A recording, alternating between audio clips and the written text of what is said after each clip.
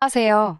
올해 29살이고 몇 달 뒤 결혼을 앞두고 있던 여자입니다. 다만 지금은 결혼을 취소하고 파혼을 하게 되었네요. 저와 결혼할 예비 신랑이었던 남자친구와는 지인의 소개로 만나게 되었습니다.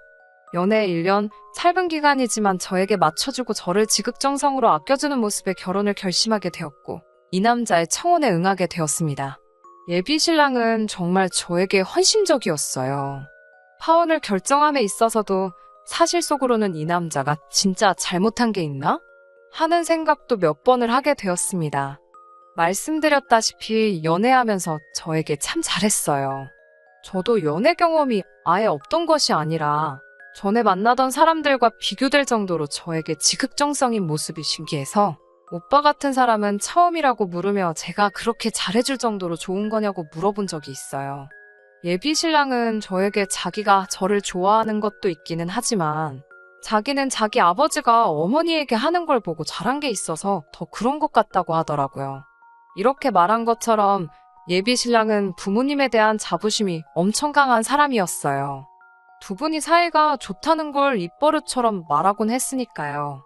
결혼을 약속하기 전인 연애하던 시절에도 저에게 두 분을 직접 만나게 해주고 싶다고 몇 번이나 말했었습니다. 그 당시에는 연애를 하던 시절이라 부모님까지 만난다는 건 부담이 되어서 거절했는데 결혼을 약속한 뒤로는 부담스럽다는 이유로 만나지 않을 수도 없는 노릇이잖아요. 그래서 저는 처음으로 예비 시부모님이 될 두 분을 만나게 되었습니다. 실제로 두 분을 처음 뵈었을 때는 예비 신랑이 한 말이 과장이 하나도 없다고 해도 무방할 정도로 두 사람 사이가 좋았습니다. 매일 집에서 같이 시간을 보낼 텐데도 뭐가 그리 좋으신지 두 분은 잠시도 떨어져 계시지 않았어요. 적당히 거리감 두고 어쩔 때는 두 사람이 정말 서로 좋아서 같이 사는 게 맞는 건가 싶을 정도로 행동하시는 우리 부모님들과는 조금 달라 보였어요. 무작정 보기 좋다고만 말하기는 애매할 정도로 그 표현들이 너무 과하더라고요. 더군다나 저도 같이 있는 자리인데다가 처음 만나는 자리인데도 저는 전혀 신경을 안 쓰시는 것 같다는 생각이 들었습니다. 그래도 처음 만남이다 보니 식사를 하면서 이런저런 대화가 오고 가게 되었고 그때가 돼서야 저에게 여러 가지를 물어보시더라고요. 왜 우리 아들과 결혼을 결심하게 되었냐고 하는 질문에 제가 느낀 그대로 거짓 하나 보태지 않고 말씀드렸어요. 저를 너무 아껴주는 모습이 좋았다. 예비 신랑이 평소에도 두 분 이야기를 꺼내며 두 분께 배웠다고 말을 하고는 했는데 이렇게 직접 뵈고 나니 그 말이 거짓말이 아니었단 걸 알았다. 이런 말 하면서 적당히 예비 시부모님께 아부도 조금 섞었고요. 두 분도 제 대답에 흡족하셨는지 환하게 웃으면서 좋아하시더라고요. 그렇게 예비 시부모님과의 첫 만남은 어려움 없이 지나가게 되었습니다. 그런데 제가 조금 스트레스를 받기 시작한 건 그 뒤로 약간씩 변하기 시작한 예비 신랑의 태도였습니다. 둘이서 하는 데이트에 자기 부모님들을 자꾸 부르기 시작했어요. 자기가 저랑 좋은 거 먹고 좋은 거 보러 다닐 때마다 자기 부모님은 여태껏 이런 거 누리지 못하고 살아오셨다는 생각하면 마음이 아프다면서요. 저는 솔직히 예비 시부모님하고 같이 데이트를 하고 싶은 생각은 하나도 없었고 불편하다는 생각밖에 없었습니다. 좋은 거 먹고 좋은 거 보는 거 다 좋고 그걸 부모님께도 똑같이 경험시켜주고 싶은 마음도 100번 이해는 하겠는데 저 좀 빼고 따로 했으면 좋겠다는 생각이 들더라고요. 아무리 두 분이 저를 좋게 보셨다고 한들 예비 며느리와 예비 시부모의 관계잖아요. 제가 작정하고 나쁜 관계로 끌고 갈 생각은 없지만 그래도 적당히 거리감 두고 지내는 게 더 좋다고 생각하는데 예비 신랑은 자꾸 둘만의 시간에 자기 부모님을 함께 부르고 싶어하는 모습밖에 보이지 않더라고요. 저도 꽤 오랜 기간을 참아왔고 예비 시부모님과 강제로 커플 데이트를 몇 번이나 보내야 했습니다. 더 이상 아무 말도 하고 있지 않다가는 결혼 전까지도 계속 예비 시부모님과 함께 데이트를 해야 할 것만 같고 결혼 후에도 그렇게 될 것 같아서 말하지 않을 수가 없었어요. 그래서 예비 신랑에게 이런 식의 만남은 저도 조금 부담스럽고 같이 만나는 자리는 좋지만 조금 자제해줬으면 좋겠다는 부탁을 했습니다. 예비 신랑은 심각한 표정으로 고민을 하더라고요. 그러면서 무겁게 입을 열며 예비 시부모님의 과거를 제게 말해줬습니다. 두 분이 젊을 적에 아직 결혼도 하기 전에 첫째인 예비 신랑의 오빠를 가지게 되었다네요. 준비가 안 된 두 사람이었기 때문에 결혼식도 못 올리고 그렇게 허겁지겁 살림을 차리시게 되었다고 합니다. 그리고 그렇게 아버님도 안정적인 직장을 구하시게 되고 조금 숨을 돌릴 정도가 되던 시점에 둘째인 지금의 예비 신랑을 갖게 되었다고 하네요. 두 아이 키우기에는 조금 부족한 벌이었기 때문에 정말 두 분의 청춘을 포기하다시피 하면서까지 두 자식들을 키워내셨다고 합니다. 거기까지만 들으면 예비 시부모님들 정말 존경받아야 할 정도로 좋으신 분들도 많고 자식들이 부모님 이렇게 챙겨주는 것만 봐도 자식 농사도 성공하신 분들이 많습니다. 그런데 두 분이 자식들 때문에 많은 걸 포기하셨다고 한들 그걸 저까지 나서서 체험하게 해드릴 필요는 없다고 생각합니다. 더군다나 제가 결혼을 약속한 사이기는 하지만 그렇다고 아직 가족의 일원이 된 것도 아니잖아요. 연애 기간이 짧았던 만큼 저도 예비 신랑과 둘이서 보내는 시간이 더 길었으면 좋겠다 싶었고 그 시간을 예비 시부모님이 되었든 저희 부모님이 되었든 누구에게도 빼앗기고 싶지 않았어요. 예비 신랑에게는 그런 부분을 설명해 줬습니다. 아쉬워하는 눈치였지만 제 말에 틀린 말이 없으니 제 뜻에 따르겠다 하더라고요. 그 뒤부터는 예비 시부모님 없이 둘이서 결혼 준비해가며 여러 가지 추억을 쌓았습니다. 진작 말하면 쉬울 걸 뭘 고민하고 있었나 싶더라고요.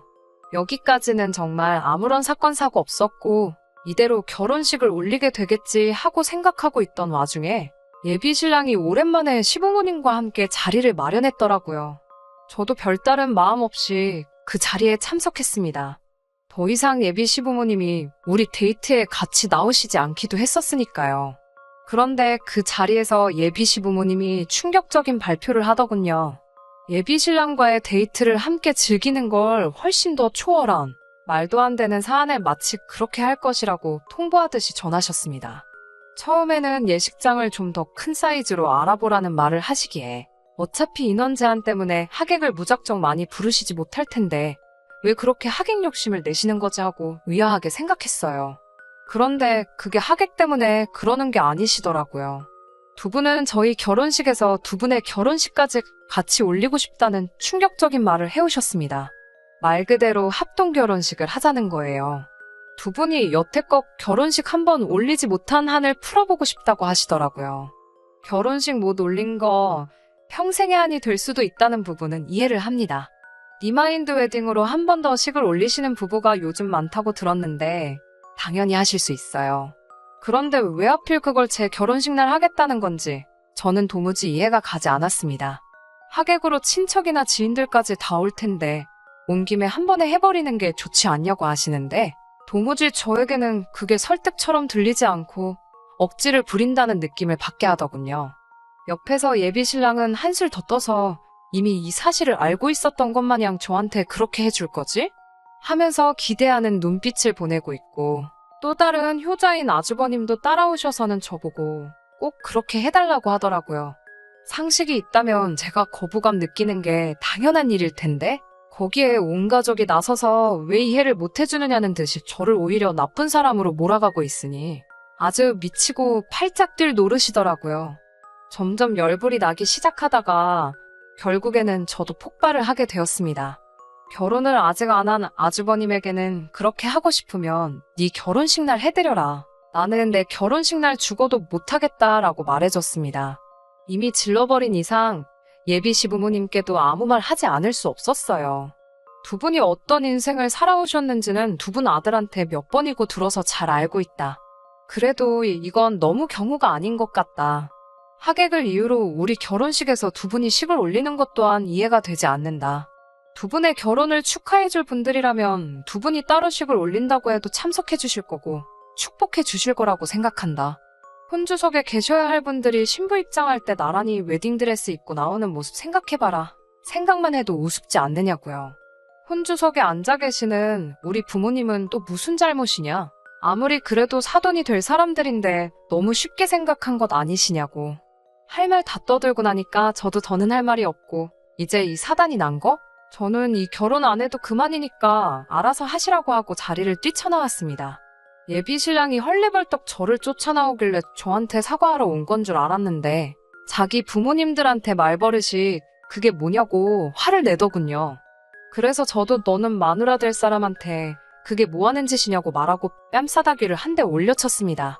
짝 하는 소리가 얼마나 크게 나던지 그 자리에서 묵었던 우라가 한 번에 날아가 버리는 듯한 기분이 들었어요. 너도 잘못 생각하는 거라고 정신머리 똑바로 박혀있는 놈이면 나서서 니네 부모님 결혼식을 네 결혼할 때 하자고 하는 거 아니라고. 하객들이 우리며 너네 부모님이며 얼마나 우습게 보겠냐고 한마디 했습니다. 정 두 분이 결혼식 못 올린 게 한이 되고 자식들인 니들한테도 한이 되었으면 어떻게든 따로 해드리는 게 맞는 거지. 돈 몇 푼 아껴보려고 니들 결혼식에 니네 부모님 결혼식을 끼얹는 게 말이나 되냐고. 니들이야말로 진짜 불효자가 아니냐고 소리를 박박 질렀어요. 그 사단이 났으니 결국 저는 파혼하게 되었습니다.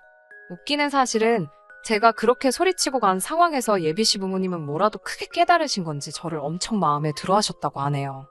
제 똑부러진 모습이 엄청 마음에 드셨다고 하네요. 합동 결혼식이고 뭐고 다 안 할 테니 제발 우리 아들과 결혼해달라고 연락을 해오셨어요.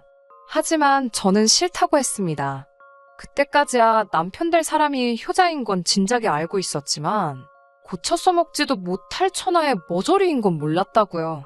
멍청한 건 무슨 수를 써도 못 고친다고 제가 다른 건 참아도 멍청한 사람하고는 같이 살 생각이 없다고 거절했어요. 결국 그렇게 파혼하게 되었습니다. 물론 연애하는 1년간 좋은 기억도 많은 사람입니다. 하지만 아쉽지가 않아요. 오히려 연애를 짧게 해서 다행이라는 생각이 들어요. 쓸데없이 더 시간 낭비할 이유가 없었으니까요. 전 예비 신랑도 잘 지냈으면 좋겠고 그 부모님들도 계속 화목한 가정 이루셨으면 좋겠습니다. 저랑 앞으로 2번 다시 엮이지만 않는다면 좋은 사람이고 좋은 분들이란 사실은 변함이 없으니까요. 제 사연은 여기서 마치도록 하겠습니다. 그럼 다들 좋은 하루 되시고 화목한 가정 이루길 기원합니다.